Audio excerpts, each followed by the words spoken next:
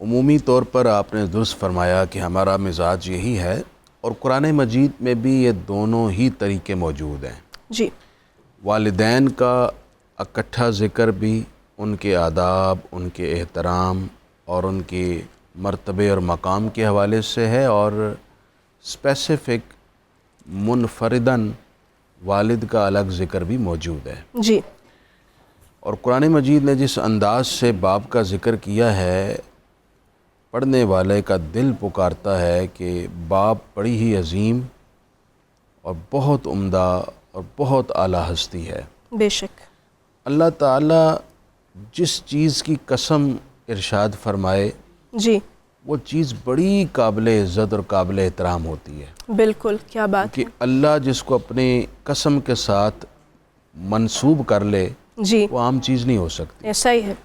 اللہ تعالیٰ نے رشتوں میں سے باپ کا ایک ایسا رشتہ ہے جس کی خود قسم ارشاد فرمائی۔ واہ واہ سورہ بلد میں فرمایا وَوَالِدٍ وَمَا وَلَدٍ، واہ، ہمیں باپ کی قسم ہے۔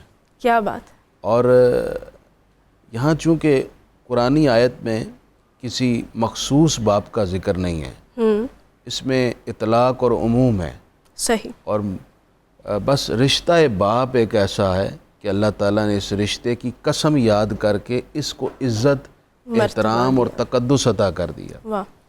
البتہ مفسرین نے ضرور لکھا ہے کہ اس باپ سے مراد یا حضرت آدم علیہ السلام ہیں یا حضور جان عالم صلی اللہ علیہ وآلہ وسلم کے عظیم المرتبت باپ حضرت عبداللہ رضی اللہ تعالیٰ عنہ ہیں۔ اچھا۔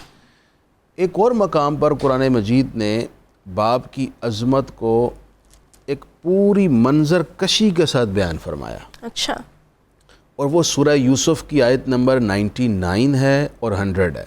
حضرت یعقوب حضرت یعقوب علیہ السلام تشریف لائے اپنے لخت جگر حضرت یوسف سے ملنے کے لیے ایک مدت مدید اور عرصہ دراز کے بعد۔ اچھا۔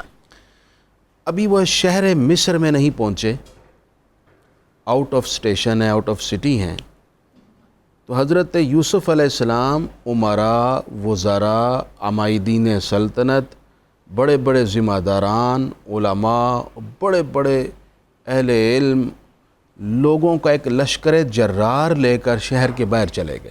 اچھا۔ حضرت یعقوب علیہ السلام پہنچے، حضرت یوسف علیہ السلام کا ایک لشکر دیکھ کر حضرت یعقوب نے پوچھا یہ اتنا بڑا لشکر کون ہے اور کس لیے آ رہا ہے؟ تو بتایا گیا جی کہ یہ آپ کے نور نظرت حضرت یوسف ہیں اور آپ کے استقبال کے لیے آئے۔ اللہ اکبر۔ اور حضرت یوسف نے آگے بڑھ کر اپنے والد گرامی کو بغل گیر کیا، واہ۔ اور یہ جو ملاقات تھی، اس ملاقات کی لذت وہی محسوس کر سکتے تھے جو ایک عرصے بعد ایک دوسرے کے سینے جدائی لگ رہے صحیح ہو، تھے، بالکل ایسا۔ یا وہ محسوس کر سکتا ہے جو فرقت اور جدائی کا مارا ایک عرصے بعد اپنے محبوب سے وصل پائے۔ ایسا ہی ہے۔ حضرت یوسف علیہ السلام نے عرض کی والد گرامی مرتبت آپ شہر میں داخل ہوئیے، یہاں آپ کو ہر طرح کا آرام حاصل ہوگا۔ جی۔ پھر جب وہ ایوان یوسف میں پہنچے تو حضرت یوسف علیہ السلام نے وہاں کیا کیا؟ جی۔ اس بات کو بھی قرآن نے اسپیسیفک کوڈ کیا ہے۔ جو تخت مصر پر تھا جس پر بادشاہ مصر بیٹھتے تھے، جی ہاں۔ حضرت یوسف اس پر نہ گئے، کہا وَرَفَعَ أَبَوَيْهِ عَلَى الْعَرْشِ، انہوں نے اپنے والد گرامی مرتبت حضرت یعقوب اور اپنی والدہ کو درخواست کی کہ آپ اس تخت پر تشریف رکھیں، سبحان اللہ، کیسی اور اچھی آپ بات کے ہے۔ والدین اس تخت پر بیٹھے جہاں حضرت یوسف تشریف رکھتے تھے۔ واہ۔ اب یہ پورا قرآن مجید نے ایک خاکہ کھینچ کر، ایک منظرنامہ دکھا کر لوگوں کو بتایا ہے کہ والد اور والدہ کا یہ تقدس ہوتا ہے، اور اللہ کے انبیاء بھی اپنے والدین کے احترام کا اس درجہ خیال اس کرتے ہیں۔ درجہ خیال رکھیں۔ تیسرا ایک اور میں حوالہ آپ کو سورہ کہف سے پیش کرنا چاہتا ہوں۔ جی۔ ایک اور اینگل سے اولاد کو، والدین کو سمجھنے اور خاص طور پر والد کو سمجھنے اور اس کے احترام اور اس کے ساتھ محبت کرنے کی طرف مائل کیا، وہ اس طرح کہ حضرت موسیٰ کلیم اللہ اور حضرت خضر علیہ السلام اتنے جلیل القدر اور برگزیدہ بندے ایک دیوار گراتے ہیں، اسے نئے سرے سے بنا دیتے ہیں۔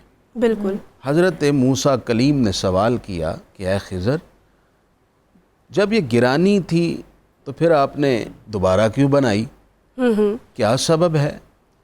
تو حضرت خضر علیہ السلام نے عرض کی کہ اے موسیٰ کلیم اللہ، جی اس دیوار کے نیچے 2 یتیم بچوں کا وراثتی مال چھپا ہوا تھا جو ان کے والد نے ان کے لیے چھوڑا تھا۔ واہ اللہ کی حکمت یہ تھی کہ وہ مال محفوظ رہے اور ان یتیموں تک پہنچے۔